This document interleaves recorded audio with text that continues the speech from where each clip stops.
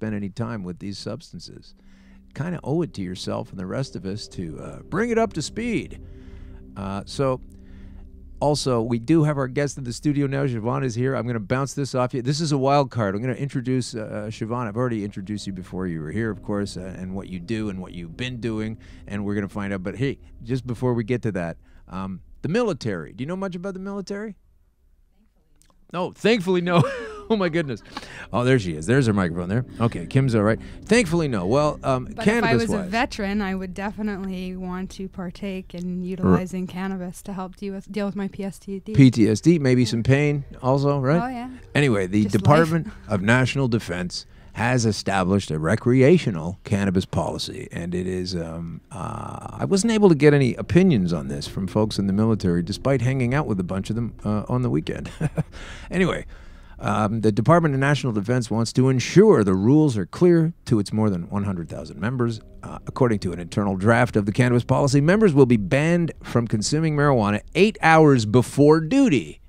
What do they mean as consumption? Well, they mean, I'm sure they're just speaking about, you know, vaping, and they're not getting into any kind of edibles or oils or anything like this. Or topicals. I think it's more about, you know, using it to chill out, I suppose. But here's what I don't like about it. They are saying that you need to be not using cannabis for 8 hours before duty. Okay, so that's a long time, and the reason I don't care for that as a thing, even though I'm not in the military, is that the military, the police, health industries, which include, you know, ambulance workers and first responders, firemen, these kinds of institutions, from when you're a little kid, you look up to it and you go, wow, that's a big, huge, important, organized thing. And in that way, I totally agree. They have set themselves up to be these paragons of societal decency and justice. So with that in mind, I really don't care for the supposition or the premise made by the military that say, look, you guys can use this stuff, okay, fine, but if you're going to do anything serious, you'd really need an 8-hour gap between when you stopped and when you start. And that is a false premise, and a lot of people are going to believe, well, you know, the military waits 8 hours, so we probably should do that. This is a fake premise, and they are abusing their platform as a respected platform and institution of society to put out subliminal, like, false information. Again, you don't need 8 hours to do something properly, or whatever they're looking for with cannabis. It's a false premise. I mean, I'd be curious. It seems really vague. What would be the element of utilizing a CBD from cannabis? I mean, well, yeah, those first responders would like to be using that to help deal with their anxieties. So if it's might keep your trigger finger steady, right? You know. Yeah. I don't know, but curious. I mean, more and more people are looking at CBD as a nutritional supplement. So it is a nutritional supplement. It is. Yeah, but it doesn't work and it's dangerous. So there's also that. And we know that it's terrible because we tell you that it is, but we don't have enough research to know much about it. So you know that's kind of where we're at. We'll tax you on it. Yeah, but we definitely tax you on it. So anyway, welcome to 234 King Street East. Thanks kindly. Thanks for having me. You're welcome. And thanks for coming in. So you're involved. You're kind of busy with TIFF right now, right? I have been here for TIFF. TIFF is the Toronto International Film Festival. And a lot of folks are here watching movies and partying, and the stars are here. So what do you do for that? I'm a filmmaker. Oh, you are? I am. Oh, great. So I am a filmmaker through and through, a content creator. That's great. Yeah. Did you have something showing? Not this year. No. I did shoot a film this year at Christmas that went to Cannes, to the Short Film Corner. But congratulations. Thank you, but it wasn't selected for TIFF this year. Oh, okay. Well, it's life, right? Yeah. I'm a Canadian. Not everything gets selected for things all the time. That's a Vegas. So tell us about your history. I understand you've been working in this industry, not necessarily TIFF and films, but in the cannabis industry for some 20 years. I've been working in both industries simultaneously. For 20 years, okay. Accumulatively, if I look at it, I was originally prescribed cannabis as a patient. I was one of the people who had a really proactive doctor early on. I had a surgeon who had recommended cannabis to me when I was having a hard time dealing with all the opiates from surgeries and dealing with pain management. So early on, it was recommended that I look to cannabis to help deal with pain management issues. Wow. And so, and you know, if I cross the line, just tell me. I'm not trying to, upset the apple cart. But this this series of surgeries and the whole medical thing in the first place, was it disease based or an accident? No, I was hit by a car. I had been a 3-time national figure skating champion, and then all of a sudden ended up in a wheelchair. So cannabis ended up helping me deal with many elements from a pain management, and also to help deal with the emotional turmoil of having your main instrument being your body not work anymore in the way that you're accustomed to. So it definitely helped me through depression. And it helped me through. How long had you been preparing to do that before you were derailed? I was hit when I was in my early 20s. So. Wow.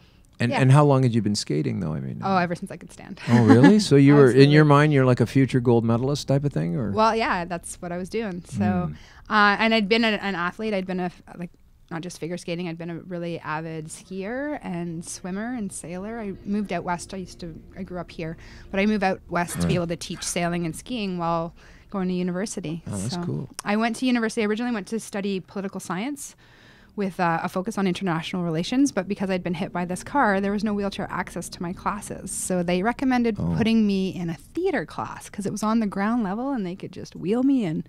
And this is nothing anywhere near what you wanted to do. But well, I mean, I always wanted to, but I was always told that being an artist was kind of a hobby, not necessarily a way to make money. So it ended up being wonderful. Cannabis ended up being wonderful for me. I ended up getting my degree in theater, film, and creative writing, and I utilized the plant really well to help me creatively, and I became a published playwright and started kind of advancing that way because I wasn't able to be physical. It really kind of inspired my mind to release all the creativity that was within and kind of transition that way. And then when you go to UBC, or when I went to UBC, you had to take science requirements, and I wasn't very interested in many scientific aspects of life, but there was an amazing course called Plants and People, and I got to study with the First Nations in the demonstration forest and learn all about plant medicines, and cannabis was a really big one. And that all came out of, I don't want to do this. And then you found one thing you were going to do. Yeah, and now I've been working as a consultant for many different companies. I'm Vancouver based, and so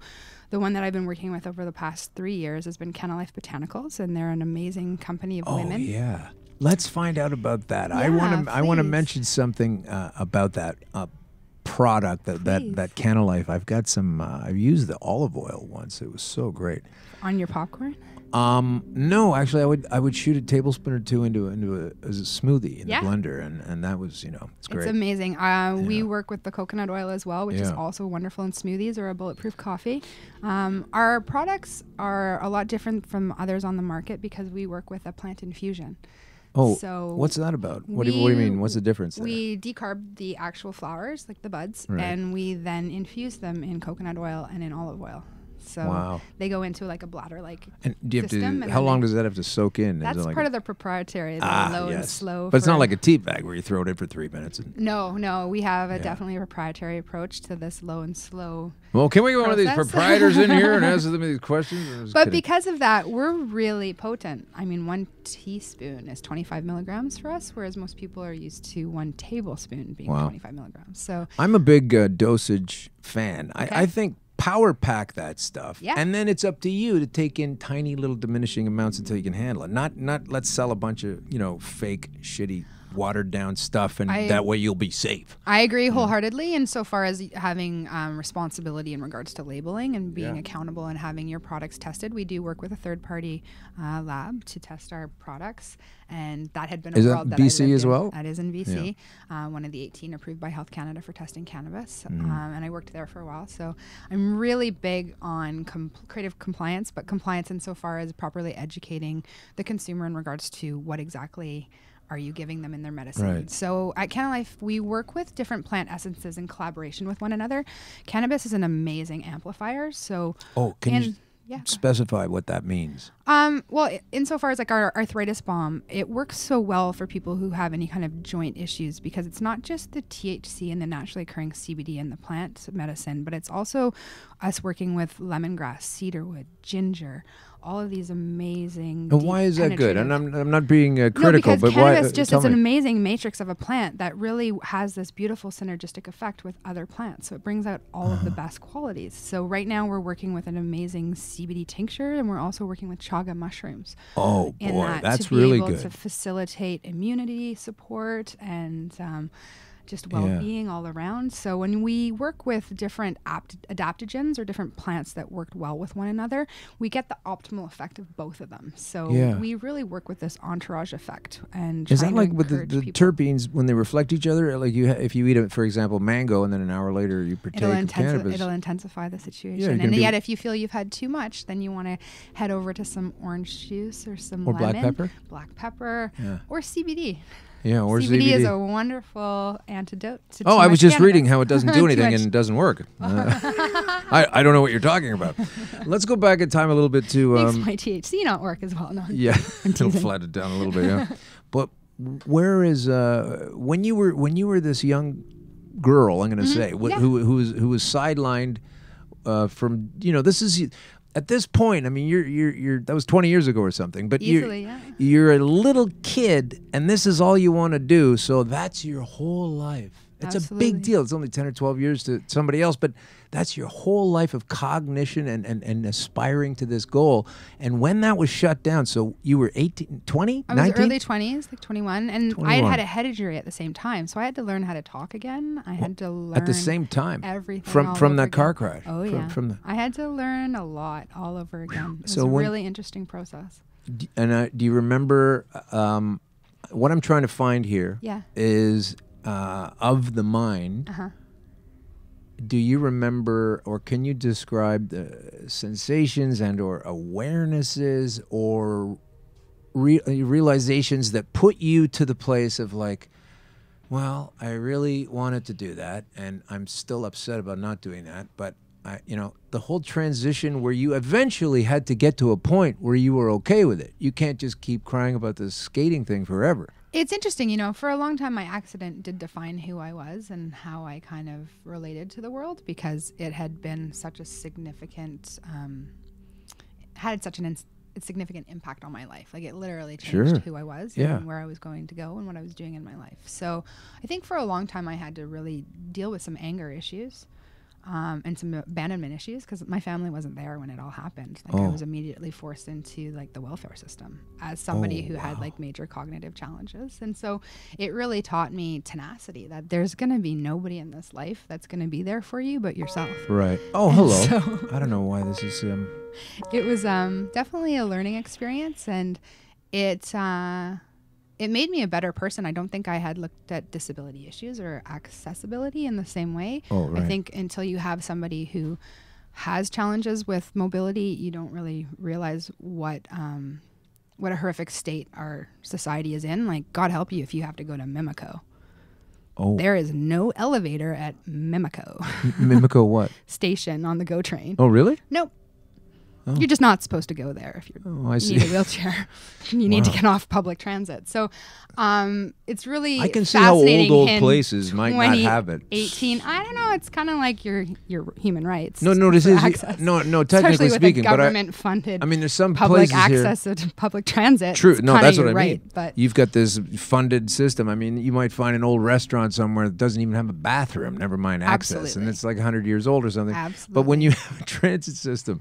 I didn't know that about Mimico. Wow. Yeah. You know what else they have at Mimico's not the only one, but I like to bug it because I'm close to that station right now when I come to visit. So Mimico's one of the local Ontario prisons as well, so maybe you don't want to get off there. Do they have wheelchair access? I'm sure they do. Maybe there's a loophole. Yeah, I'm sure they won't not put you in there just because you need a wheelchair, that's for sure. So anyway, this is the transition, like, was the cannabis itself, or let's say the THC, or in your early stages of taking it for this medical reason, did it cause you, do you credit it at all for helping you think and deal and process with I lost this, but now I'm going to do this? Absolutely. I mean, as I said, it really helped my creativity flow.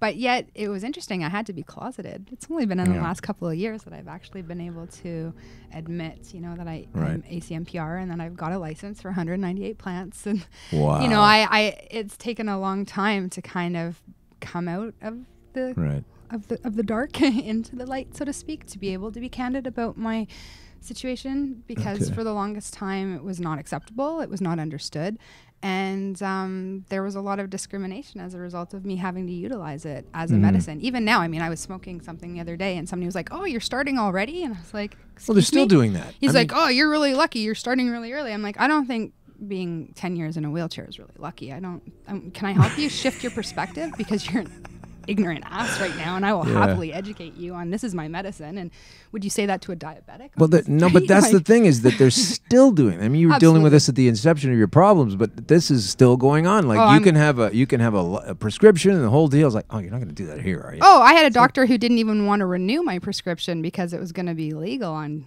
Canada Day. I was like, but this is February. What am I supposed to do until then? And it wasn't Canada Day. We're still waiting till the 17th of October.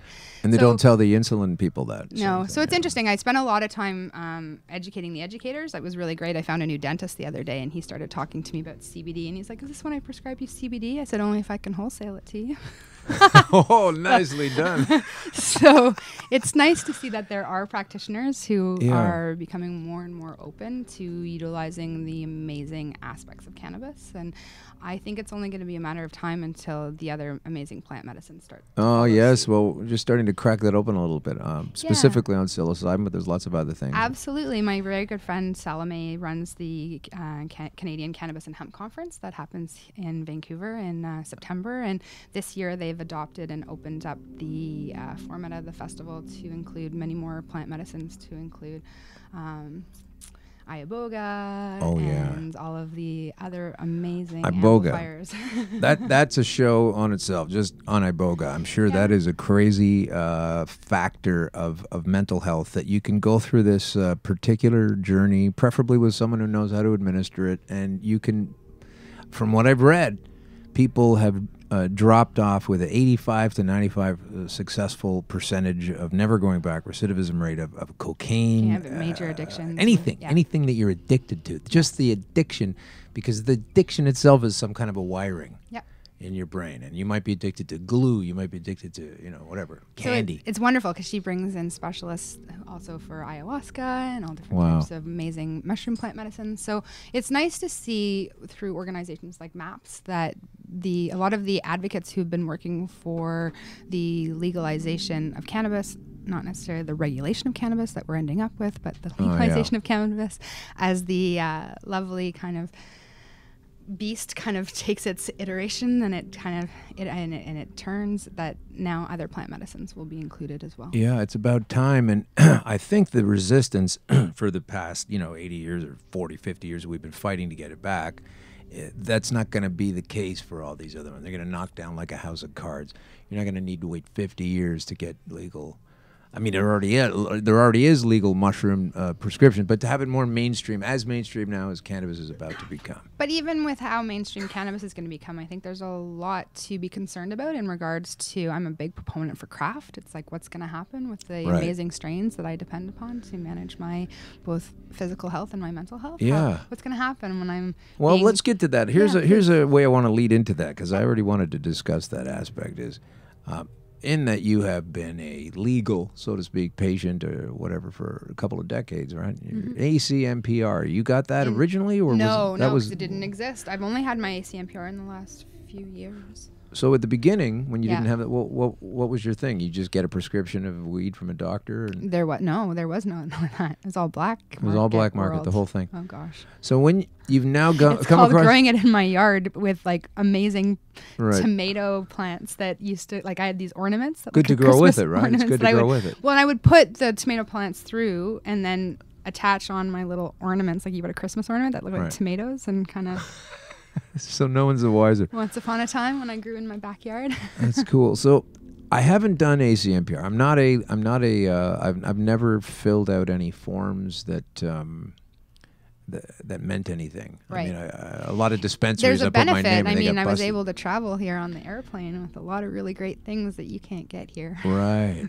So when you do your paperwork, there are some advantages to it. Okay, so just on that note, so we have the ACMPR. Yes. There was another. The MMAR. The MMAR before that. I've never really known the ins and outs of both of these, how those are similar and different.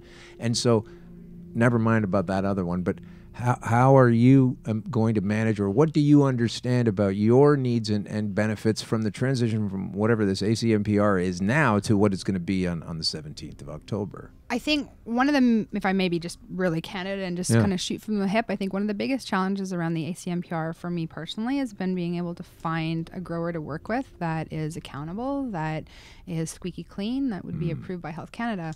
Most people don't realize that when you have that paperwork, that your ACMPR is linked to that either designated grower or that address that you apply with. It can't, if they then move, you have to reapply all over again. It's not something that just kind of moves with you. Because it's per household, not per person or something. It's per patient. Per patient. For that. So, so in Vancouver, we've been in a bit of a Gotham situation for quite some time, where we have an amazing plethora of approved, licensed dispensaries that have really top quality medicine. So I'm not necessarily dependent upon having to have somebody grow for me. Right. You know, I was able to in Vancouver in the last few years be able to get my medicine from really amazing dispensaries.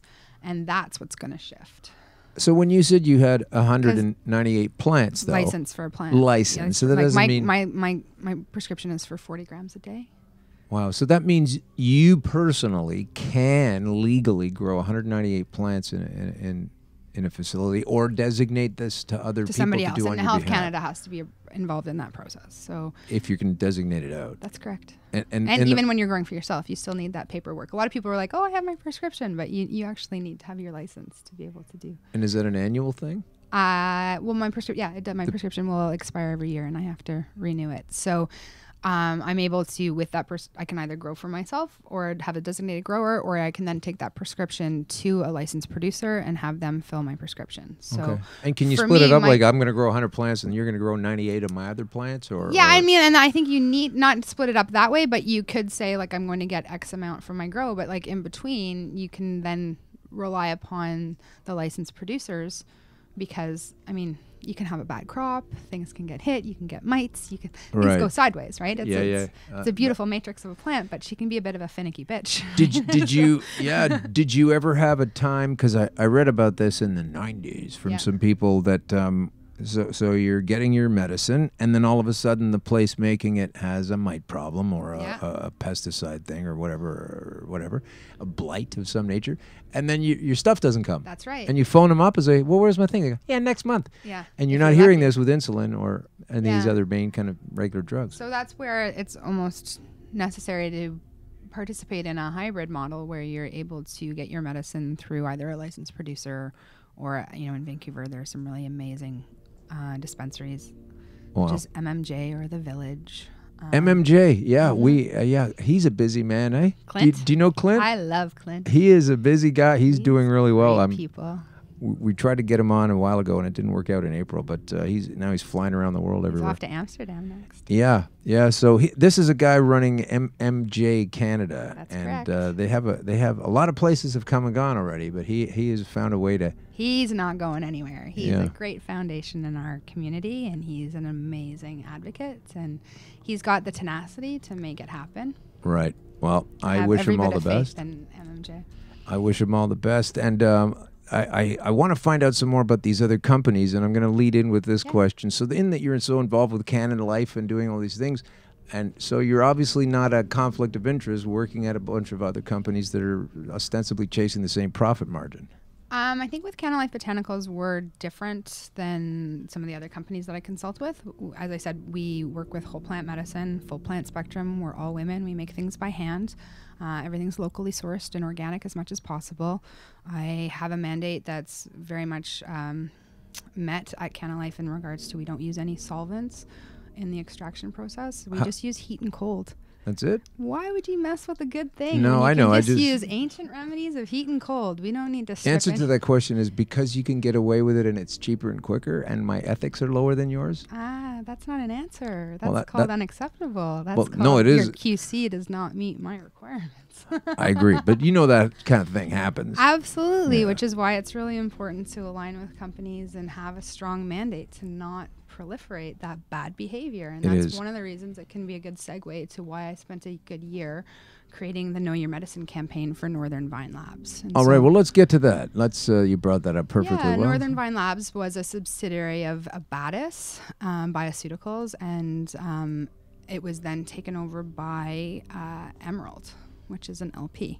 Okay. So they were one of the 18 labs approved by Health Canada for testing cannabis. And while I was there, a big part of my job as the director of sales and marketing was educating the general public and consumers of cannabis that they have a right to question and know their medicine. Sure. Hashtag know your medicine. And you have every right to demand a COA, which is a certificate of analysis, for any of your medicine to make sure that it meets the proper requirements and that it's not laced with microbutanol or any of the other PCPs.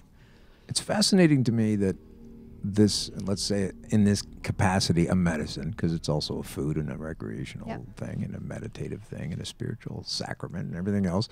But it's funny to me that this taking it in that way is so,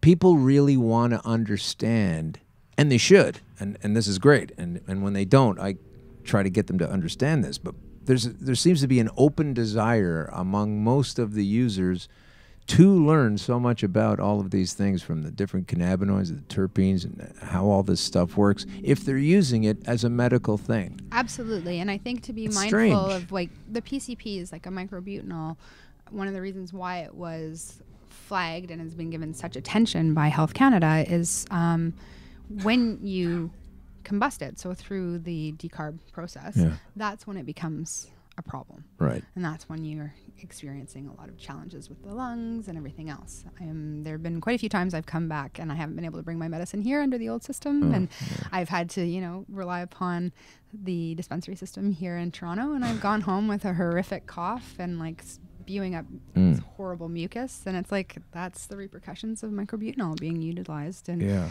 and there's also, hardeners. And this is supposed to be a pesticide, is that it? Or So but see, the interest that you have in that, and that people who are taking medicine, and I certainly want to know, everything that's in the oils that I've been using to get out of this situation, I don't find that a lot in allopathy.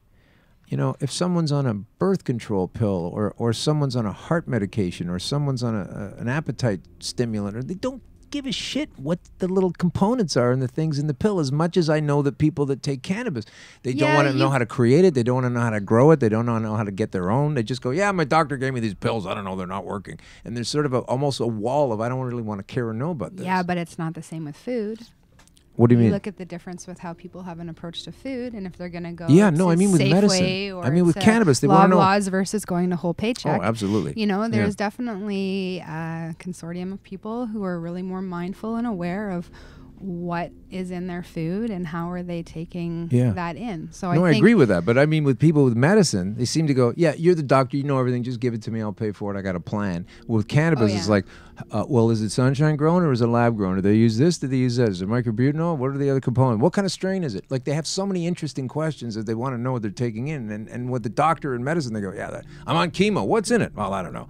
Yeah, well, and the doctors don't know. A lot of the doctors don't know the differences with the cannabis either, right? They don't know the different strains and how they can have. Well, they don't need to know because none of it works and it's all nonsense according to most of them. So they don't need to know any of that. And in the new system, you're not allowed to talk about those amazing benefits. Right. Well, in this new system, so so what do you think right now, from your professional capacity, about what are we doing right now? You and I are sitting here talking about this. Are we in trouble according to anybody's? Not until you want to cross the border. Oh, well, I already knew that before the show started. Don't worry. I mean, like, we're talking education. I mean, you can talk. But could it be construed by some litigious governmental dweeb as they're promoting cannabis? I mean, like, or. Well, I mean, and that's one thing to be mindful of. Yeah. There's a marketing component that you have to pay for a license to be marketing now. Right. And, if you mess up, it's a year in jail and $1 million fine when you get out. So, as somebody who's been a director of marketing, it's kind of nerve-wracking. Can you, in that sounds completely insane, can you just go over that again and specify exactly what you mean and who is saying $1 million and going to jail and everything else? Like what? It's within the Cannabis Act, and so as they're breaking down the different aspects of the Cannabis Act and the marketing components, there are very strict rules in regards to the marketing and the promotion of cannabis that are going to be coming down, and especially around packaging and labeling and everything else. And so at one point, it's been interesting because I haven't found it for a while, and that's one of the areas I was really trying to take a look at, was that there was this marketing license that you had to have to be a marketer within the cannabis industry. I think it was like $35,000. Really? Yeah. 35 to be a marketing, which is a person who only tries to get someone to buy the product. Which has got very strict rules around it. I mean, I'm fascinated with the marketing side of things, and I'm also fascinated with consumption and how consumption is going to go down. Well, this is the tolerance. Look at Toronto is a perfect example. I was here a year ago, and they started to make the announcements of how everything was going to come down in regards to the LCBOs and the CCBOs and everything else. And at that point in time, the government official was very quick to say that you were only going to be able to smoke in your backyard. Oh, well, 65% of Canadians only own a backyard. So where's everybody else supposed to go? You're going to say that cannabis is an amazing part of hospitality, and you're going to say cannabis is a big part of tourism. So it's like, okay, come on over to Toronto and you can come and buy your cannabis, but where are you going to smoke it? Yeah. You can't smoke it in your hotel, and you can't smoke it on the sidewalk, and you can't smoke it on the street. Well, I've been smoking it in hotels since I was staying in motels. But what's the fine going to be moving forward? Usually just making sure that the towel that you put at the base of the door has been hung back up on the rack. I don't know. I've been doing a lot of traveling in the States, and they have a $500 fine if there's any smoking or vaping in the room. How are they going to know you're vaping? This is what I tell smokers. There's a distinct smell to vaping. Compared to smoking? No, but it's noticeable. Well, only if they come in. Come on. Anyway, I'm saying vape. That's what I'm saying. If you're in a hotel room, go for vaping over smoking anytime. Absolutely. But, I mean, just in regards to when you look at how the mindset has been and the culture and the community of smoking, like you're in a circle and you're having, candid conversations, and you're able to have a shared experience. Where's that going to be happening in the future? I don't think they really care too much about that. No, they just care about giving you the fine and giving you the money and putting you in jail. And yeah. Like, that's where they're going to make the money. This is all about creative compliance and regulation. It's not about legalization. Where do you see? If they really cared, they would have made sure that topicals were in the first tier of legalization. It's the safest modality, and they won't be legal for a whole other year. Or maybe a delay takes it longer. Yeah, it's going to be longer because they need to know how to tax it, because they're going to monopolize the cosmetic industry. And yet then where's the discrepancy? Why is it the Body Shop has been allowed to have a brand called Hemp for 20 years now? Oh, is there hemp in it? Yeah. It's a sativa that's been grown in France. Wow. And it travels internationally, and it has for over 20 years. So there's definitely a precedent in place. Well, I'm just glad France. And then Sephora launched a mascara called Kush with cannabis in it as well. Wow. So there are a few kind of bold brands that are trying to be ahead of the curve, but how's it gonna proliferate moving forward? It makes no sense to me, because there's so many aspects of this whole deal that stink. Like you would think, like, I mean, people are around the world are currently hating Trump, okay, and that totally makes sense. You can see why that's going on.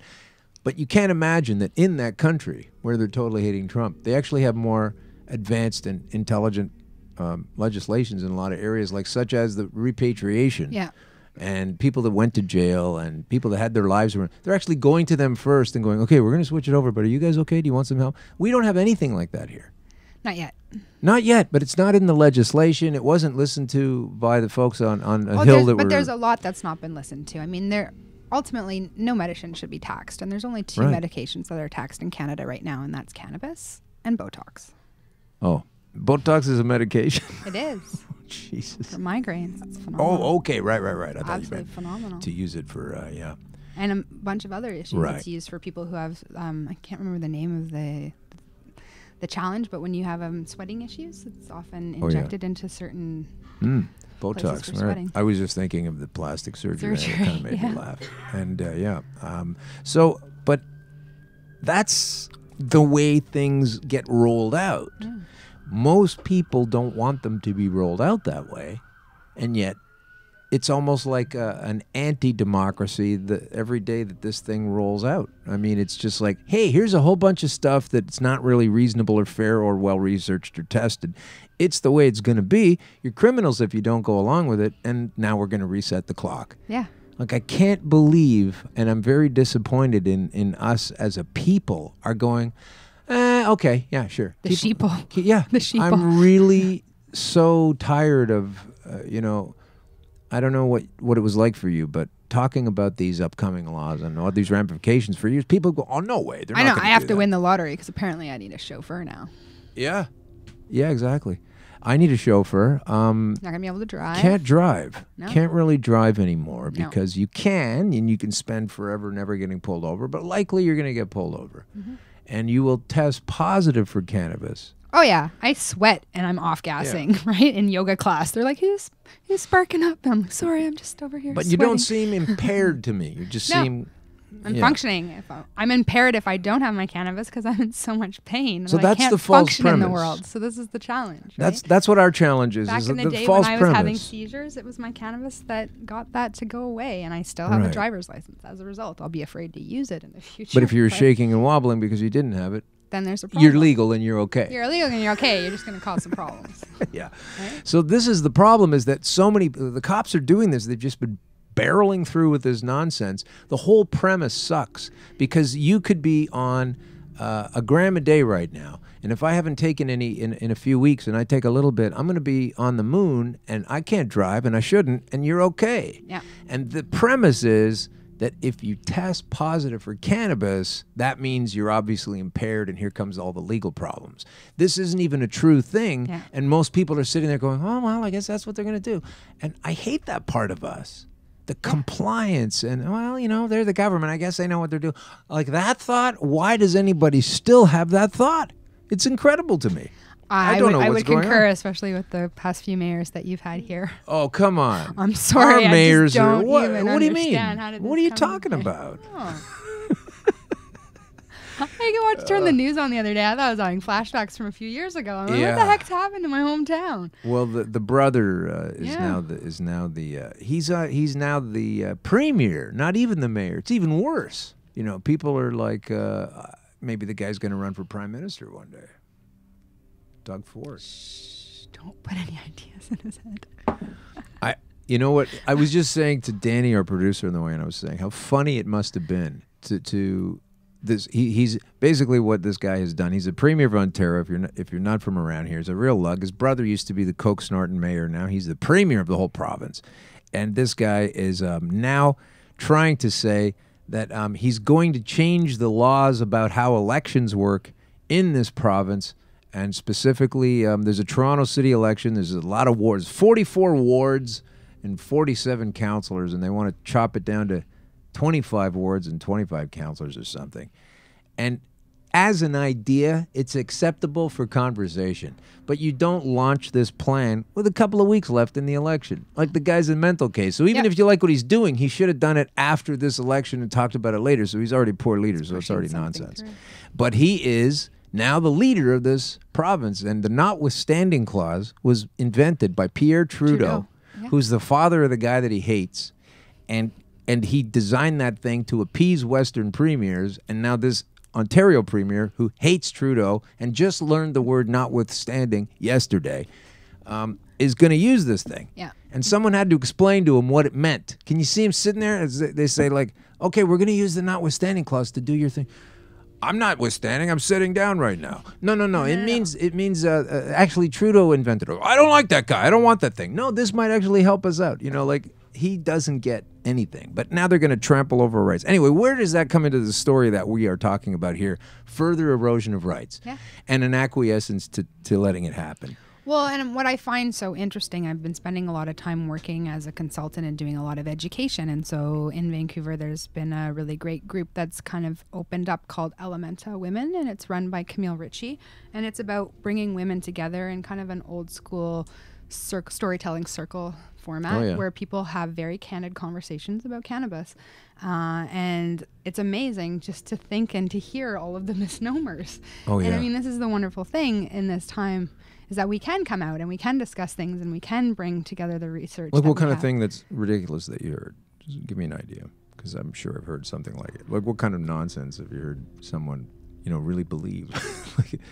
It's a lot around consumption of cannabis in regards to eating it and how it's going to facilitate their situation. I think a lot of people, when they first try an edible, I think they green out. They're not advised low and slow, and it can kind of turn them off for life, and then they become which is too bad. Yeah, they become quite paranoid and afraid of the plant because they haven't had a primary experience that's been a positive one. They've definitely had somebody take them down the rabbit hole in a not very nice way.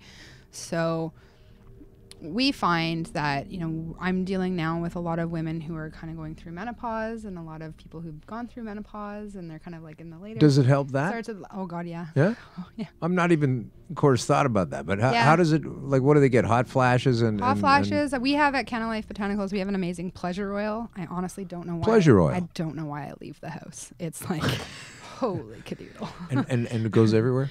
Yeah, if you're lucky. I mean, it's meant for the nether regions. It's wonderful on your genitals. Fantastic. It's made by women for women. I mean, there's nothing worse than having a night of fun and then a week of monostat. So we work with the cannabis, again, as an amplifier, and we're working with the amazing plant essences of myrrh and frankincense. Frankincense and myrrh. Myrrh has been used as a natural douche for many years and centuries, and so we utilize that. And so the cannabis really helps, and it brings the blood flow to the surface. It has this beautiful viscosity to it. Sometimes women, as they're going through menopause, tend to have a little bit more dryness, and they don't have the same kind of viscosity that they're accustomed to. We'll be right back. This brings this amazing lubrication, and then it tastes really good. So if you're having oral sex, that's great too. And then the vaginal walls, there are mucous membranes there. So anywhere the mucous membrane, you put it with mucous membranes, their absorption. Remember, it's higher, like in your nose too. Absolutely. So it was reviewed by Skunk Magazine a couple years ago, and they really enjoyed it. And then it had a great pull quote in Toronto Now last year as one of the top 10 things to buy the stoner on your list. And the pull quote was, "What is it? Makes my pussy laugh." Makes it laugh. From Toronto Now Magazine. Wow. Yeah. Well, that's we're getting to some pretty good stuff here, kids. By the way, if you've got preteens listening, maybe now's a good time to pretend that we're talking about something else. Here's something I'm going to bounce off you. Okay. If I may just give a warning about that product, that you can't use it with a regular condom. It'll break down the latex. Oh. What kind of condom would you need to use? A non-latex condom. Non-latex. There's only a couple of those, aren't there? What do you mean, like sheepskin or what do you? Oh gosh, no. They're polypropylene. Oh, okay. So, yeah, they're a little bit more expensive, but they're definitely worth it. Yeah. Well, you've talked about a lot of different companies, and I want to get your take on a big story that I was going to spend some time on today, and I will definitely spend some time on this story. Is this company called GW Pharmaceuticals? Okay. They're a British company. Yeah. They've been around a long time. You probably already know this, but for the sake of the listener who may not know, that they've been working with cannabis and trying to get things going on with cannabis since the early to mid-90s, 94, 95, maybe, something like that. I could be wrong. Okay. And while the British government has been telling everybody in Britain that this is all terrible stuff and it's not working, here's this company toiling away with a giant inside, greenhouse situation, putting together eventually something called Sativex, which is obviously a sativa-based kind of cannabis that I never hear anybody wanting or trying to buy. And now they have this new product out. And to the life of me, I don't understand it. Basically, it's CBDs, targeted specific. It's called Epidiolex. Mm-hmm. And this is for the... oh, gosh, I forgot what the hell it is now. What is the epilepsy? It's an epilepsy medicine for to reduce the stresses of having these seizures and everything else, and it's that's a very applicable use for cannabis. And the cost of it is $32,500 a year. That's just so affordable. Now I want to know where you get health insurance coverage that'll accept that. Yeah, well, this is the problem. Like, I'm not saying you're going to have to pay out of pocket $33,000 a year. Yeah, but who will? But somebody's going to cover it, and there will be insurance companies. And so if I get it, maybe I'll have to pay $300 a month for it. And if you get it, maybe you'll have to pay $500 a month or $1,000 or maybe only $50. Depends on your plan and whatever it is. But you are paying for it because even if you're only paying $200-300 a month or a year for this stuff or whatever, and it's $33,000 a year, this is going to affect the economy more so than your medical situation. So it's not okay to get a drug that's $33,000 a year for a year's supply of CBDs, which would be, what would that be if you had your own 200 plants, say, and you're trying to manufacture your own CBD? Hundreds of dollars a year, maybe? As opposed to $33,000 a year. So where do they get off? Do you think there'll be a pushback like there was with the pushback with the guy who tried to up the prices? I hope so. This is where I'm going. Yeah, Martin Shkreli. Yeah, the medication that was for the dude. EpiPen. Like everybody just kind of shamed him and was like, right, that's not going to happen. Right. So one would hope that this is where I'm going. I want GW Pharmaceuticals in the cell beside Martin Shkreli. Now, he's American, they're British, but theoretically, that's what I think should happen. I don't know where you get... I have purchased, I have been given, and I have seen created in a laboratory CBDs. Yep.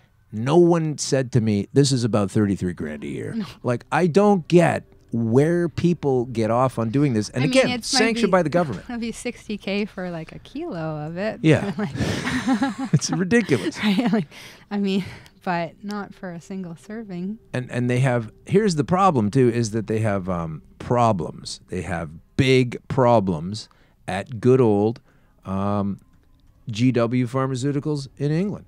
They have a track record that is appalling, and we can spend some time talking about that, but they're now all excited about this first CBD medication, the world's first CBD medication, they say. Anyway, it's the first one that costs $33,000 a year.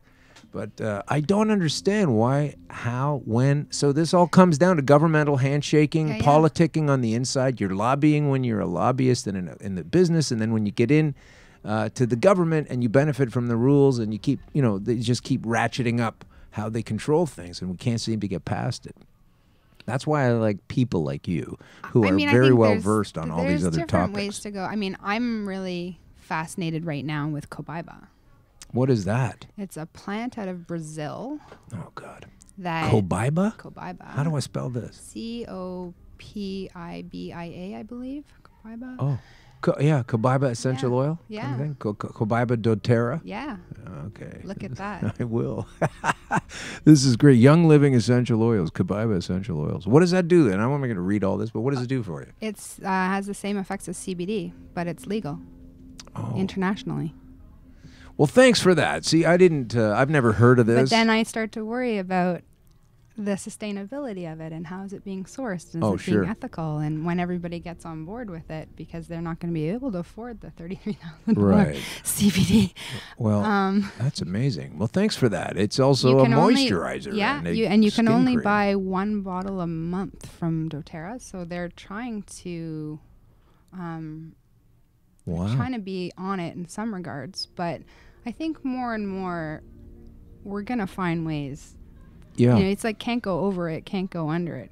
Got to go around it? No, you got to go through it. Go through it. This is why I'm not denying anything. I don't hide anything. I don't say, oh, no, I'm legal, I'm licensed, I got a prescription. I've never said any of that stuff because, I challenge anyone to tell me that I made a mistake taking a substance that I was guaranteed there was no thing that could help me out, and now I'm almost 4 years into my successful turnaround. So I think it's really, I think the biggest thing that kind of fascinates me and makes me want to shake my head the most is the fact that there is not really any education coming down from Health Canada.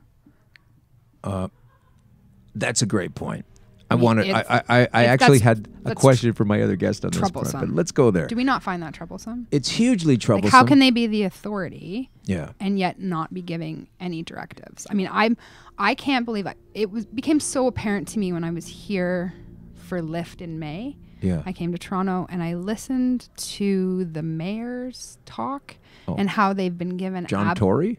Absolutely. No, not here, but like Brampton, Brantford, like more in the burbs, right. and how they'd been given absolutely no information whatsoever. Right. And so they're like, how are we supposed to build bylaws and how are we going to deal with when you take that fact and you put it side by side with the reality that over the course of fighting to bring this stuff to ourselves, they have constantly at every turn said, well, it's really dangerous and you know, it's really bad for kids and everything. People have to, and where's your education? They don't have any education, because as soon as you provide the education, you're going to realize their position is untenable. There's niche, but that's like the National Institute of Cannabis Education, but that's not the government. I mean, they're affiliated and they do a lot of advocacy and they do a lot of great work. Rita Rizzote is phenomenal. What's the name of this company? Niche.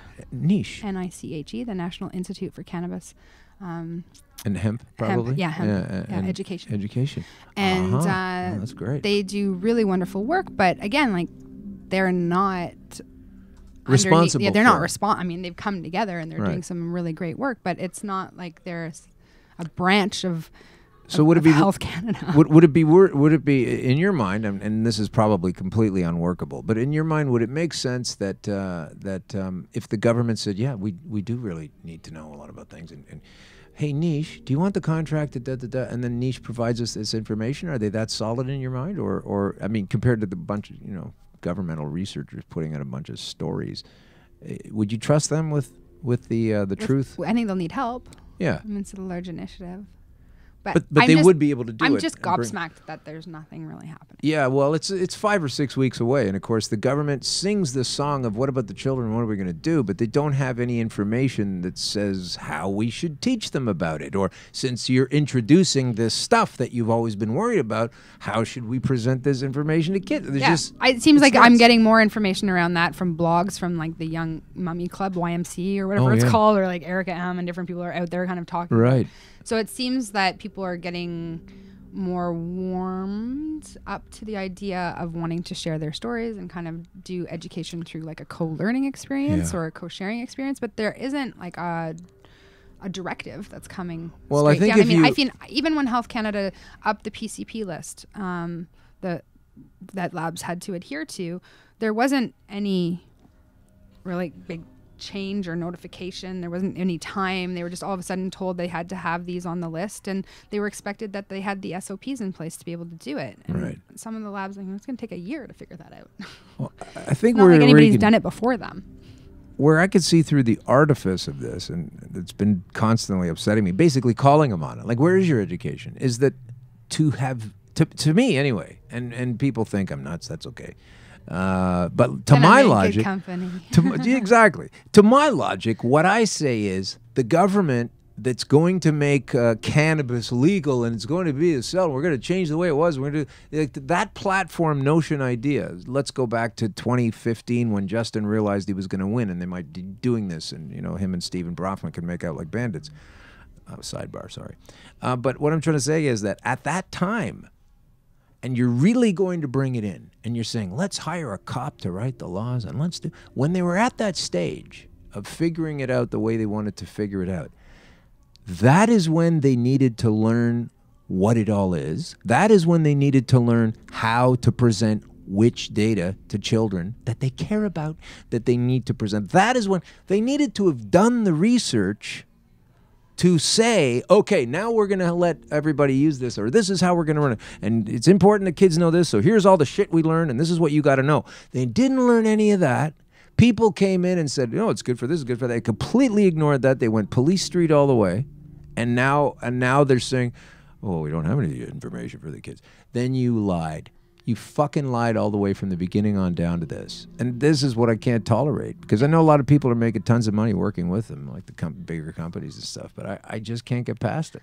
I mean, I'm always amazed with how many people who are working within the industry, within the LP, marketplace in that system, how a lot of the CFOs and the CEOs have kind of ported over from either mining or from other industries, and just taking the mechanics. Some of them have never smoked a joint in their life, or they don't know the difference between the different strains or the different, cannabis having wonderful abilities both as a indica, sativa, hybrid. I mean, there are LPs who are sponsoring TIFF this year, and they have these pop-ups, and they don't even have one of the main components of Realis on them. Oh, right. And I was like, you're missing one. And they were like, no, we're not. And I'm well, I know some people...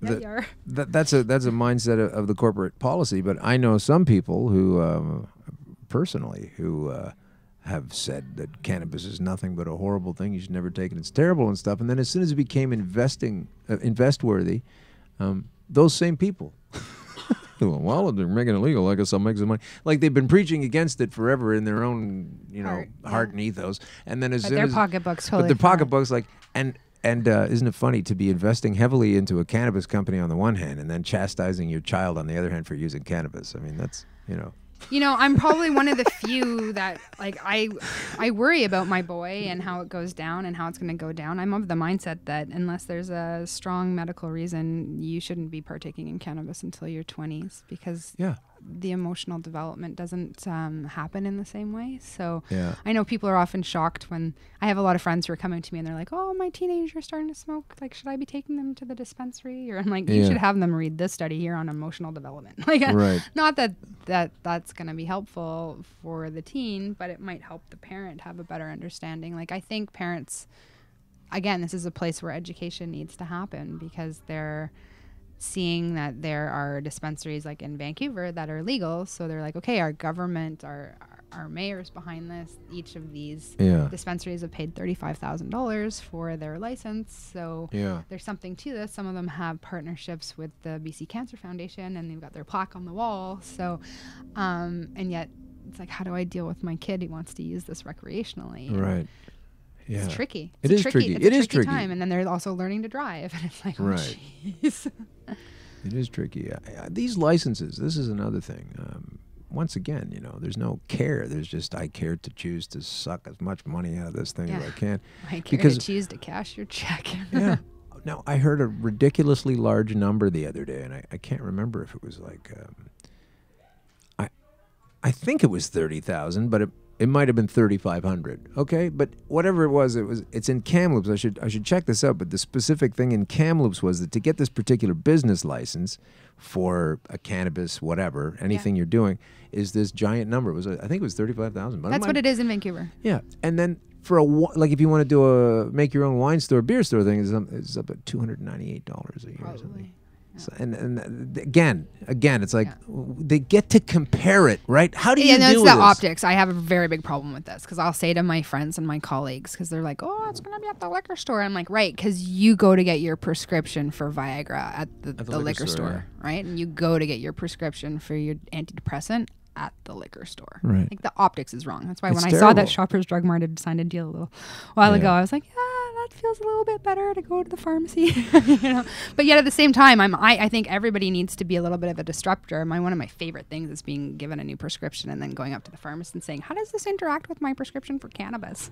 Oh, and then seeing what they say? Like, what do they say? They don't know what to say. Thank you so much for asking this question. I'm going to have to come back to you with an answer. Oh, right. Well, you have to ask. Like, I think it's more and more important to ask, and it's only by the consumer asking that it's going to force a change upon, the establishment of the pharmacy or the licensed producer. I mean, I've been a disruptor, and I've said to the LP, like, I would like to see a COA for that, please. What is that? A certificate of analysis. Oh, okay. Prove to me that this medicine that you're giving me through my prescription is clean. And they're like, I don't want to give it to you. I'm like, well, thank you very much. I'm now going to report you to Health Canada.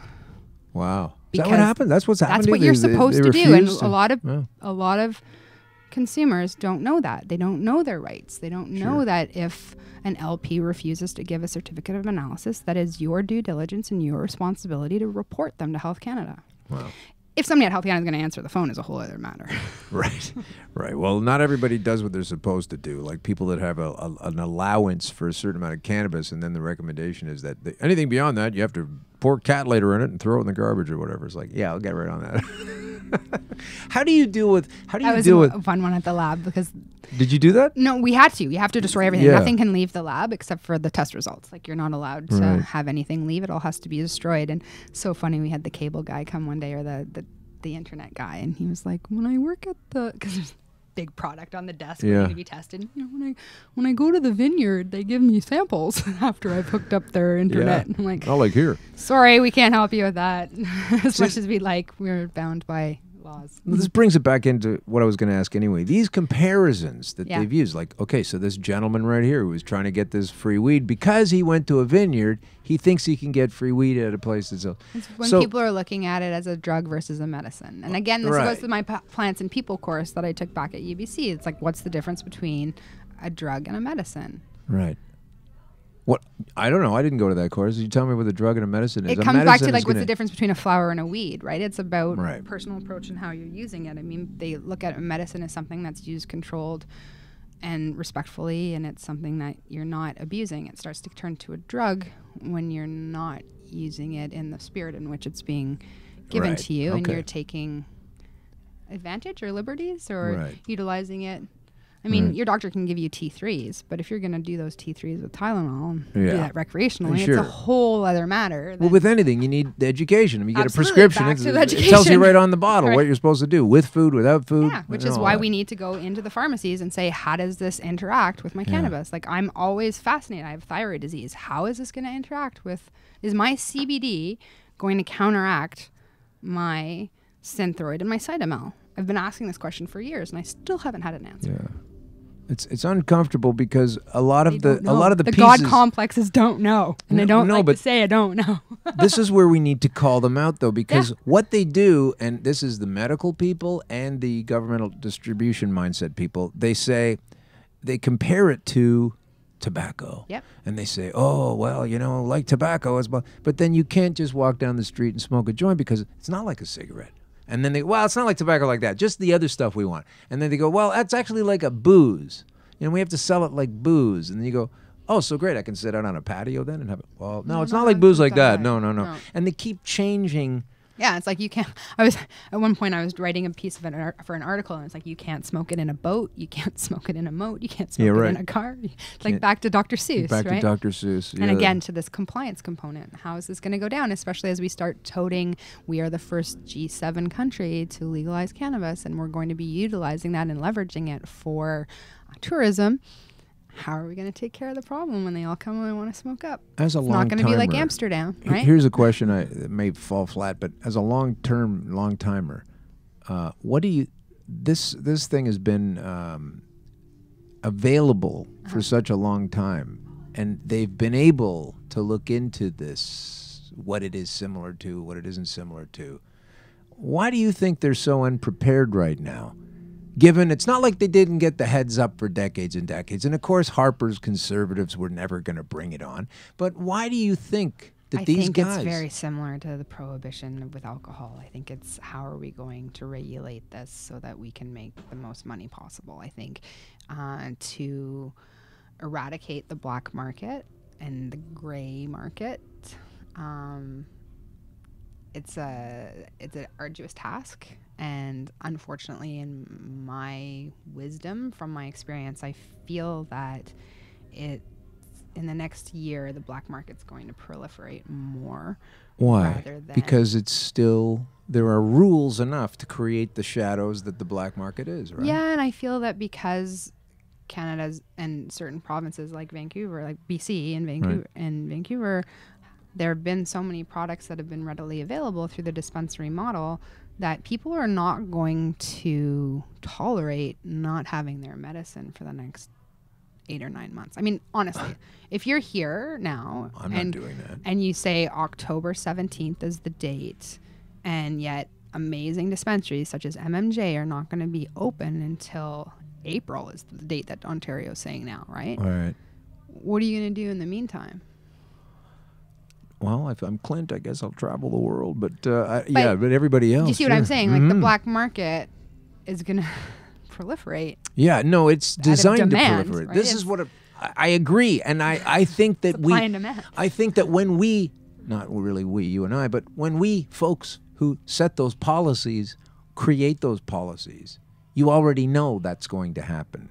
And you're telling the people you don't want a black market, but you're creating a black market. But the difference now is that, there were so many products such as topicals that there hasn't been that line in the sand until now with the Cannabis Act and it being kind of triggered on the 17th. Yeah. So now there is that definitive line, whereas for the longest time, especially where I'm from and where I've been living, we're kind of like Gotham, people have been doing their own thing in their own way. I don't know, the shift is going to be hard and it's not, I think the way consumers are and when it's their medicine, like we have supply issues every now and then, you can't get something and people are like, they're going a little nuts. Like there's times when my phone doesn't stop buzzing because people are desperate for their medication and it's not pretty when they run out. Yeah. So, I mean, I'm telling everybody now, like there'll be this line in the sand with our products at Cannalife Botanicals. Well, they're not going to be available after the 17th, so I think you should be stocking up. Wow, that is super uncomfortable to hear. But I can imagine that you're right on the money with that. Okay, well, let's talk about a couple more things. We do have between the two of us. Yeah. We do have an appearance this weekend at, right? Hang on. It's at the Hemp and Cannabis Expo. So you're speaking there, is that right? I'm not. You're not speaking there? I'm not. What the hell am I getting this information from? I'm speaking at the one. Cannabis in Vancouver. In Vancouver, I'm speaking at Salome's one, but unfortunately, I'm flying home this weekend. And there were lots of things happening here. There was the Grow Up conference that was happening. And the Karma Cup was going on. Yeah, that was fun. I had some really good friends from Butterfly Infusions who had their amazing chocolates being considered. Now, you're not promoting the use of cannabis, are you, on this show? They have amazing chocolates. We're promoting the use of chocolate.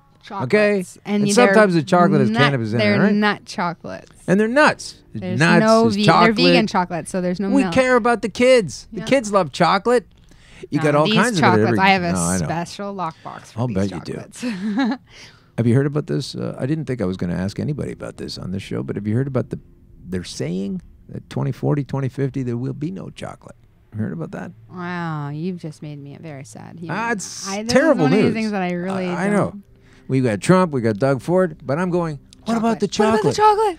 Yeah, that's a frightening. And the bees. Something to do with environmental factors and cutting down trees that provide microfauna and flora, then eventually the cacao tree is going to not be able to proliferate, just like a lot of other plants have gone extinct. It's not unreasonable to think about it. We're using the cacao, the chaga mushrooms with the CBD right now in a tincture. A little bit of cinnamon. Now let's get to a warm hug before on we a let you rainy go day. Because I was wrong about this thing. I thought you were at that. You're in the one in Vancouver. That's okay. It's not your fault. I'll be the one in Vancouver, which is at UBC. Ah, okay. At the Nest. At the Nest. And is that a venue? Yeah, at UBC, their Nest is their student union building. Right, the Nest. Yeah, I used to do comedy there. That's right. I went back there the other day, and I didn't recognize it. It's changed so much since I went to school there. Oh, yeah? It's like a whole other world out there. And what years were you there? I went to school there from 93 until 98. And then I went back to the Robson campus. Did you ever go to the comedy lunch thing with the pizza? Yeah, maybe I performed for you. Who knows? Awesome. I used to do a lot of comedy. Is that right? Yeah. That's how I know Danny. Oh, okay. We used to do Danny the producer. Yeah, Danny the producer. We were in amazing stand-up comedy, like a sketch troupe. Oh, great. And I do stand-up comedy. Oh, do you really? I'm a clown. I am. Literally? I'm a clown for the big kids. Okay. Where do you perform? Comedy? Anywhere will have me, really. Okay. I'm not a picky clown. I get around. That's great. Well, but yeah, no, I'm in the talent bank with Cirque du Soleil. Oh, wow. Yeah. Yeah. You're in the talent bank with Cirque? What do you do? Like ride I a do bicycle a reverse upside burlesque down with a strap on. It's like, I don't need a man, but how do you put this on sexy? You know, now we've really wasted the video potential of today's broadcast. Oh, well. I didn't know all this. Next time you invite Bliss the clown, Danny will tell you better. Next time. I mean, I didn't know all that stuff was going to happen. You pain in the ass. Watermelon and I used to get in some trouble once upon a time. We used to turn my dunce cap into a bong. And then she'd get kicked out. She's like, why aren't you kicked out? I'm like, I don't know. I'm like Mickey Mouse at the Magic Kingdom. People don't even realize I'm a human behind all this makeup. Yeah. Well, Watermelon's great. She's been on the show. Vancouver is warm in my heart. I'm afraid I don't make $14,000 an hour to be able to afford an apartment down there that I'm after. But I know, it's horrible. It's getting nuts, and all these kinds of things are not helping with the discrepancies of the government issues and changing things to more punitive positions. You know, it's okay if you use this stuff, it's legal now, but don't use it in these 19 situations because we haven't done the research, so that's why we know it's dangerous. Like, I can't listen to that shit anymore. No, I know. That's my little vacuum of the whole problem. But anyway, listen, I want to thank you for coming on the show today. Thanks for having me. Thank you. Yeah, it was really great. I'm glad we were able to. When do you leave here? You're doing TIFF and then you're gone Friday? Oh, gone on Saturday. Yeah, glad you were able to stick around. Thank you. Really great. I really appreciate it. Thank you very much. That's Siobhan McCarthy, folks. And one more time, I'm going to run through some of these companies. I gotta say, Cannalife. That's a great one. Cannalife Botanicals. That's CANNA Life. One word. CannaReps. Yes, CannaReps is an amazing group of individuals led by an amazing man named Adolfo Gonzalez, and they're spending a lot of time training the trainers and doing education projects. So they have an amazing Canna help deck that basically are flashcards, and they are training people. They were training people how to be a bud tender, how to be a connoisseur. We do a lot of really great connoisseur workshops where you can have a hands-on experience and be able to do a dissection of all the different flowers and kind of tell the difference between a sativa, an indica, and a hybrid. And sometimes there's a tasting afterwards. So they're looking to be educating the general public more as one would a sommelier, like more of a canna connoisseur. And Vancouver-based as well? But they're traveling all over. They've been doing workshops in Winnipeg, in Toronto, all across the country. So. A couple more countries. This is, I'm not. I'm giving these short shrift. We're talking for a minute about each one of these, but they're all listed here, and they're all fascinating, and they're different, and you're knowledgeable on all of them. So tell me about Creating Brighter Days. Creating Brighter Days is an amazing company that's run by my friends Corey and Amber, and they work with amazing treats for pets that are CBD based. CBD pets. Right. Why is that okay? It's really important that if you're going to be using a CBD for pets, you want to be working with an isolate. Pets can't have THC at all. Right. So goodness. What happens to them? Because accidentally. It's toxic for them. Yeah. It can be not a pretty sight. So CBD's only. CBD only and in moderation, and you really want to kind of watch their weight and make sure that everything's okay. But they have a bunch of different amazing formulations to help pets with stress, and especially environmental stress and violent noise. So we have a lot of people who are really complaining in the summer around the fireworks that kind of go off, or the thunderstorms, and pets have a really hard time. That's part of like their stress. And so the CBD really helps them with that. Any dogs that have separation anxiety kind of tear the house apart when they're away. So yeah, CBD can be really wonderful to help with pets. And there's an amazing doctor that works with them there, Catherine Kramer, who's been advising. And they also have wellness oils for their pets. So wow. And so this is in a preventative sense, or both? Both preventative and to help facilitate challenges that dogs might have with like tumors, cancers, things like that as well. Because they are biological mammals, they're going to benefit from the proper application. They have an endocannabinoid system similar to our own. That's correct. But as well as horses. But different, but similar, because they can't do the THC. And what about the other cannabinoids, like terpenes and et cetera? Is that okay, or it just has to be CBDs only? They're working with an isolate at their company, and then they're working with different adaptogens. So again, they're working with ashwagandha mushrooms and different kind of plants in collaboration. So and you say for the duration, for the course of the year, it should cost me $33,000 for these CBDs. Is that what you're saying? Is that the claim? You're not making that claim. The government-sanctioned British company GW Pharmaceuticals is making. I'm not making that claim. I'm sorry, I made a mistake. Yeah. Northern Vine Labs. Yes. We talked about them a little bit already, but tell us a bit more. Tell us. We're going to hit you for a few more. I'm not there anymore. I left Northern Vine. I was there for a year, so I really helped kind of create this education campaign. And I think if people have medicine that they want to have tested, it's a really great place to go. It's all women there. Amazing. The ladies of the lab. Ladies of the lab.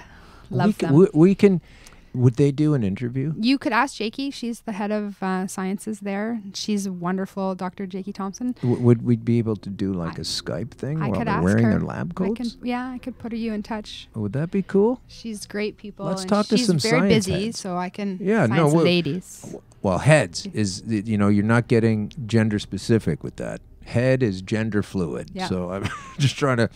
You know, especially depending on which one you're talking about. So many times what are you guys doing over there? Well, we're ladies. We're ladies. We're being ladies in the lab. But I'd like to see what some ladies in the lab do. Yeah. I mean, and what they come up with and to go through the process. And maybe they could put their iPhone on some things and show some stuff. Phenomenal. Even just the explanation of the conversion of like how THC converts. Mm-hmm. Yeah, they're really, really great people. So anytime I have an opportunity to recommend them or work with them, I'm happy to do so. And I want to talk about Elementa. It sounds very educational. Elemental is really wonderful. I think just because it brings the ability for women to come together and have a really wonderful dialogue without any judgment. And very much, I was there as a guest speaker and everybody's like, what are you talking about? I'm like, well, I'm there to facilitate a conversation about women's health and cannabis and how cannabis can be an amazing tool to facilitate women's health.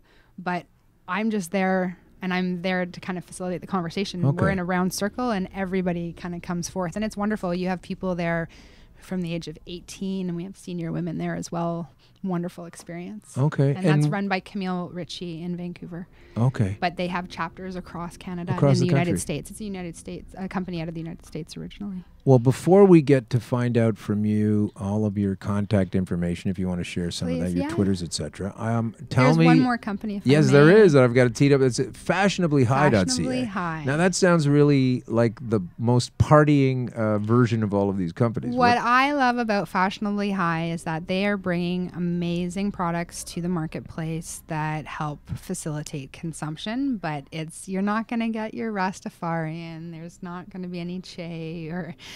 What does that mean? Bob Marley. Up until now, I think cannabis has been very branded with very kind of Rastafarian approach. Yeah. And you get your green, your orange, your yellows, and they're the kind of the standard colors.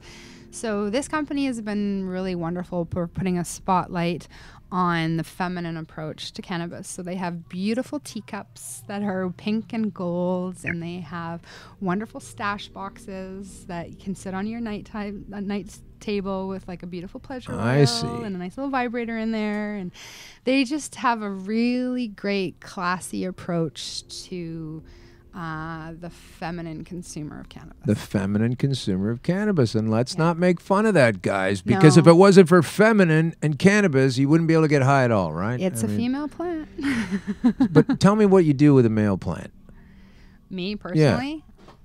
Yeah. I tend to like to juice the leaves. Thank you. That's what I wanted to hear. So many people, just throw it out because you can't get high. You juice the leaves. Juice the leaves. Yeah. And what benefit do you get from that? My skin's great. I have beautiful energy. But these are not. You don't have the THCA. You don't have the THC in the male. So, but everything else is there. Yeah, it's almost like it's on the same plant, way but just better taking than kale or anything spinach or anything else. So yeah, how many people you figure are throwing away their weekly supply of kale by getting rid of their male plants when they could just eat and juice them and use them in that way?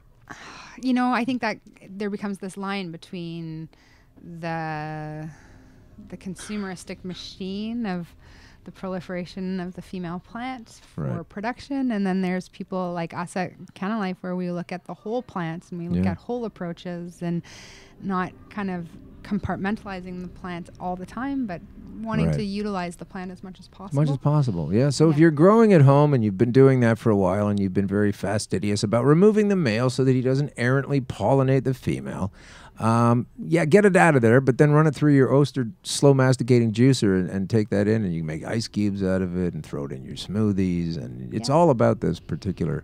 Hey, is there a thing I came up with this notion the other day, and we'll have to let you go over this, but I like tahinis and hummus. Is there any kind of thing you can make out of the seeds of cannabis? I mean, it would cost $15,000 a gram, but Is it doable? Would it be? If we're going to talk about cooking and cannabis, I do have to put a big shout out to my good friend Trish. She does A Dish by Trish, and she has a year's worth of amazing recipes on how to cook with cannabis on our Cannalife Botanicals website. Okay, so what's the Cannalife Botanicals website? .ca. Cannalife. And under the recipes, they're anything from coconut spicy Cajun prawns to amazing cookies and muffins and bulletproof coffees. So, what do you do with bulletproof? I know that was the one we had with butter, the coconut oil, and coconut oil. Our coconut oil is infused with a White Castle, so it's really great for pain management, but quite uplifting at the same time. Yeah. So we have a lot of people who utilize it in their bulletproof coffee to kind of start their day off right.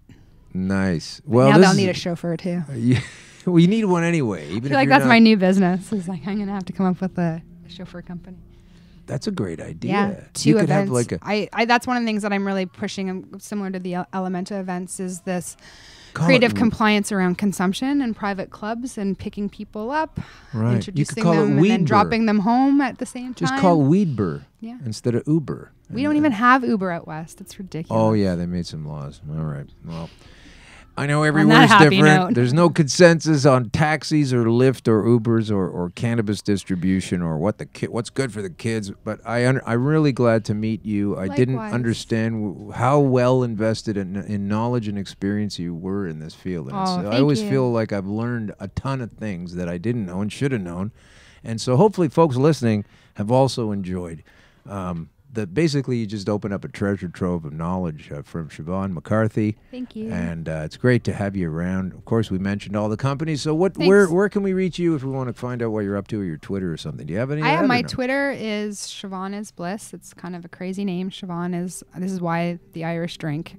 It's SIO. B as in Barbara, H as in Hannah, A-N. Right, and the BH is pronounced V, right? Yeah, that's why they drink whiskey. Yeah. The water of life.